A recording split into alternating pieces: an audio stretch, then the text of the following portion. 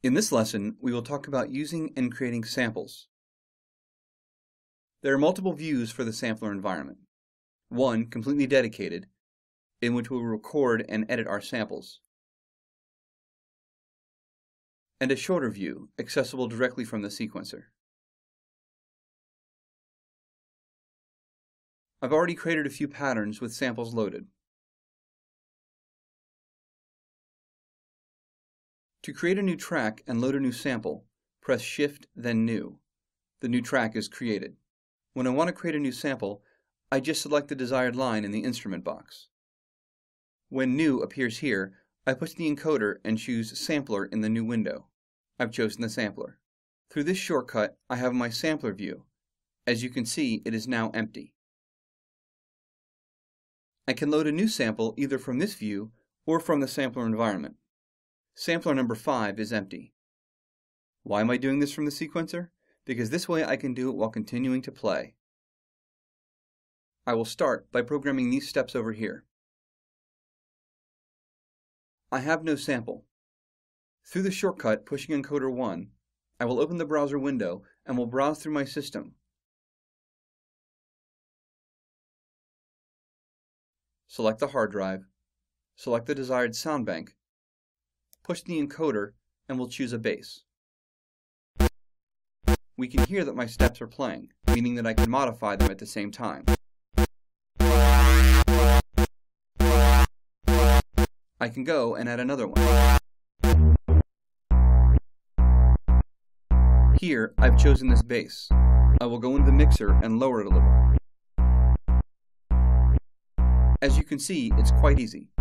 I loaded and edited a sample in less than 10 seconds. Now I will save the ones I had loaded previously. Samples are multi-timbral and have multiple editing modes. First, I will start by adding a few steps. I save them on the second track and edit my mix a little.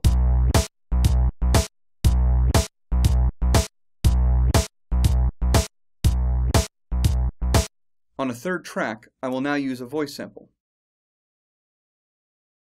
I will now show you the effects tools we have to modify our sample.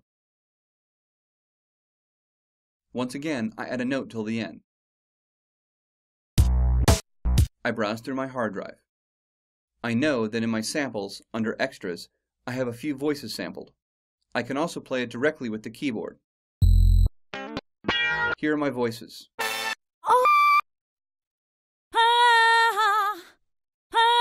I want to use this one. So what do I have available? I have a full panel of functions: VCA, VCF, VCO, envelope, and LFO. We also have loop edit points in and out. First, I will change the semitone.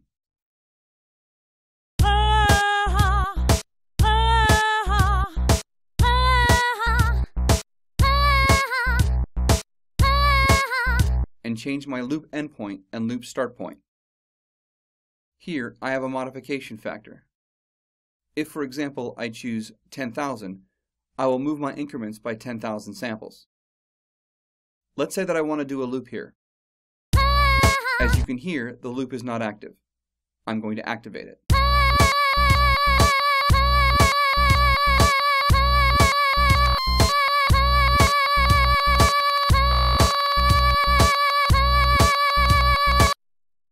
I have multiple regular loop modes. I also have reverse loop mode and alternating loop mode.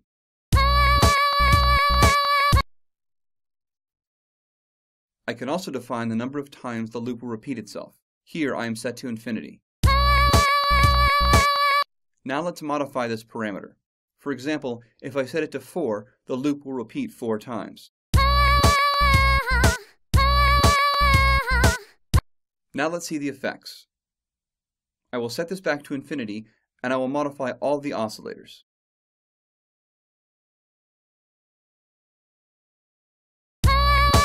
For example, I will add an attack on the VCO, then on the VCA. I will now add some release.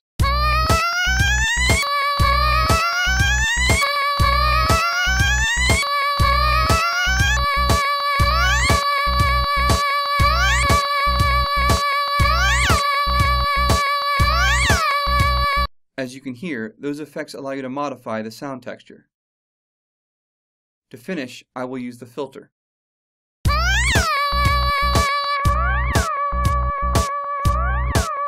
Of course, I also have LFOs.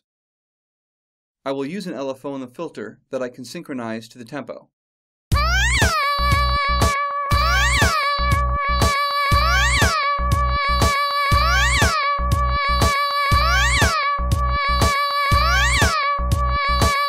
Here, we saw the editing of preloaded samples. I can also record and edit my samples directly. I will first create a 1-bar sample. I select my microphone, which is currently plugged into the Rhizome. I will select my mic input in this window, and then select the desired input type, here, mono. I've created my 1-bar sample. I've configured my input since my microphone is plugged into the Rhizome. I will now be able to record a sample in real time.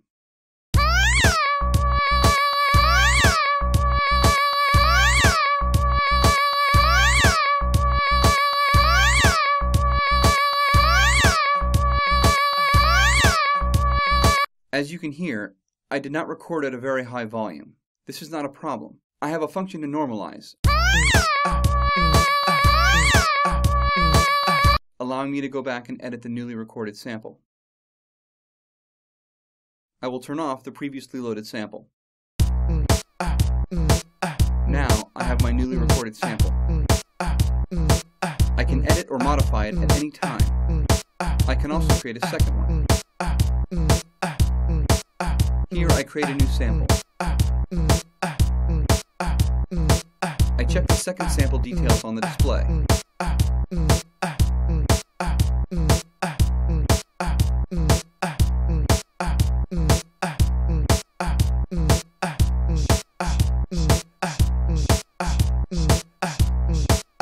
I renormalize and I change the loops again.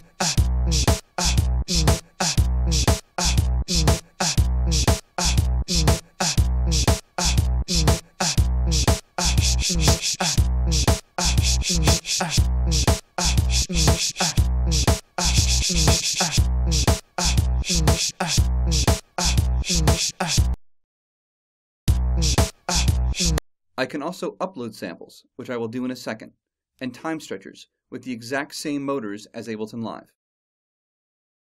I take an empty track. I will once again add a 1-bar sample.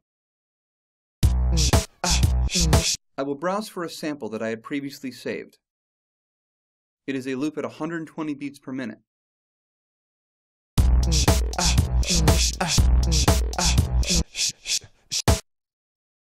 If we listen to it solo, we hear that it's 120 beats per minute. Now I will add time stretch to it. I only have to edit this time stretch parameter.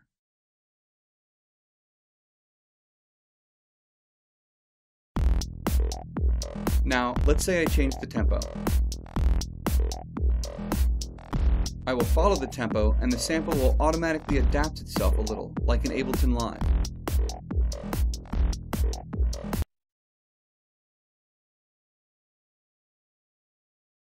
I also have this parameter. It is the sample's original tempo. If I modify this parameter, we can hear that the time stretch is reacting in different manners. I will set it back to 120, which is its real value, since the sample was set at 120 beats per minute. If I slow the tempo down, we can hear the time stretch.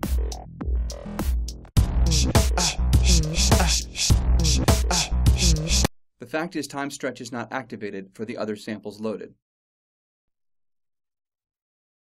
Here, we have seen recording and editing samples, and how to use preloaded samples to record new ones.